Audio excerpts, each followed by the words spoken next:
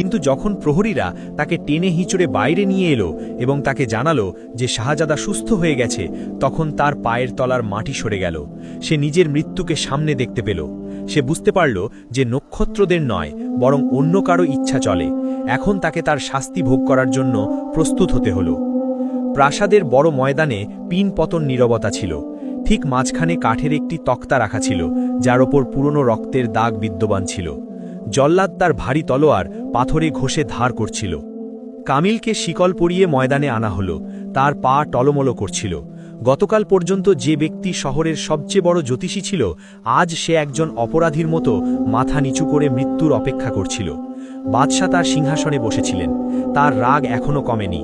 তিনি কামিলের দিকে ইশারা করে বললেন, এই ব্যক্তি তার অহংকারে আমার ছেলের মৃত্যুর মিথ্যা সময় বলেছিল।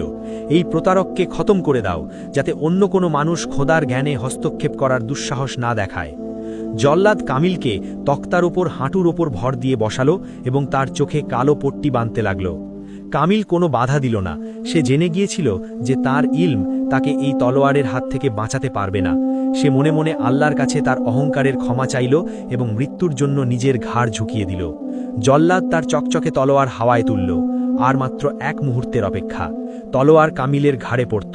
হঠাৎ ময়দানের শেষ প্রান্ত থেকে এক ভারী ও রুক্ষ কণ্ঠস্বর প্রতিধ্বনিত হল, থেমে যাও। সবার চোখ ওই আওয়াজের দিকে ঘুরে গেল।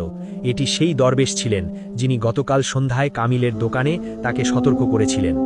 দরবেশ ধীরে ধীরে হেঁটে বাদশার সিংহাসনের সামনে এলেন। তার চেহারার গাম্ভীর্য ও তেজ দেখে বাদশাও নিজের জায়গা থেকে দাঁড়িয়ে গেলেন। মহামান্য বাদশাহ, এই জ্যোতিষীর শিরশ্ছেদ করার আগে পুরো সত্যটা জেনে নিন, দরবেশ শান্ত কণ্ঠে বললেন। বাদশাহ অবাক হয়ে জিজ্ঞেস করলেন, কিসের সত্য? সে আমার ছেলের মৃত্যুর মিথ্যা খবর দিয়েছে। তার জ্ঞান একটা প্রতারণা মাত্র। দরবেশ কামিলের দিকে তাকালেন এবং তারপর বাদশার দিকে ফিরে বললেন, না বাদশাহ, কামিলের হিসেব তার জায়গায় একদম ঠিক ছিল। আকাশের নক্ষত্ররা সত্যিই এই সাক্ষ্য দিচ্ছিল যে শাহজাদার জীবনের সূর্য আজ অস্তমিত হয়ে যাবে। এই কথা শুনে ময়দানে উপস্থিত প্রতিটি মানুষ হতবাক হয়ে গেল। বাদশাহ জিজ্ঞেস করলেন, যদি এর হিসাব ঠিক থাকে তবে আমার ছেলে বেঁচে আছে কিভাবে? দরবেশ হাসলেন এবং বললেন, কারণ তাকদীর দুই প্রকারের হয়, এক যা নক্ষত্র ও আকাশে লেখা থাকে, আর দ্বিতীয় যা মাটিতে ওঠা হাতগুলোর দোয়া দ্বারা বদলে দেওয়া হয়।